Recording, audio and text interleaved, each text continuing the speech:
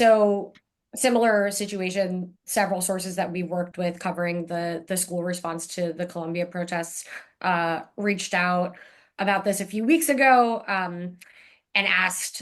So basically, this happened in March. This there was a sit-in at Barnard where the school had also received a bomb threat that day, and so by the end of the day, the police had come in and arrested 9 students, and in the course of what they said was an evacuation because of this bomb threat.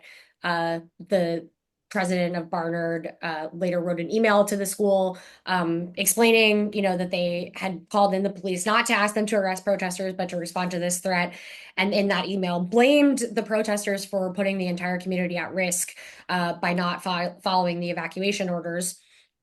And several weeks later, I get this note from a source saying, have you heard that this threat was actually targeting the student protesters?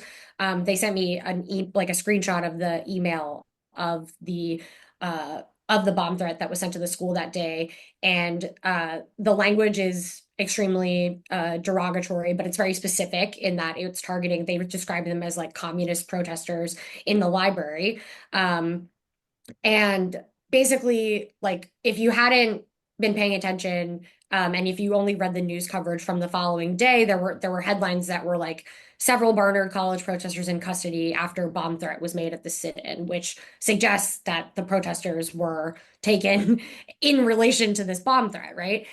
Similarly, with the language used in this email from the president, blaming the protesters for not specifically for the threat, but for putting the community at risk. Like a quick reading of that give brings people away with the conclusion that this is something other than it was. And in the course of reporting this story, that's what several sources said. They were like, everyone who I talked to in the days after that assumed that the protesters themselves had sent the bomb threat.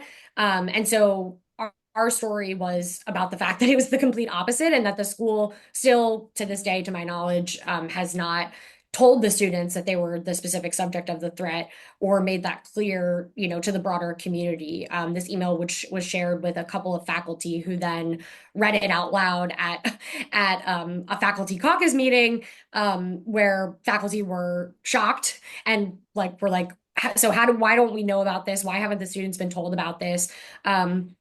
And separately, they called for an independent investigation into the school's response to that sit-in and the NYPD response.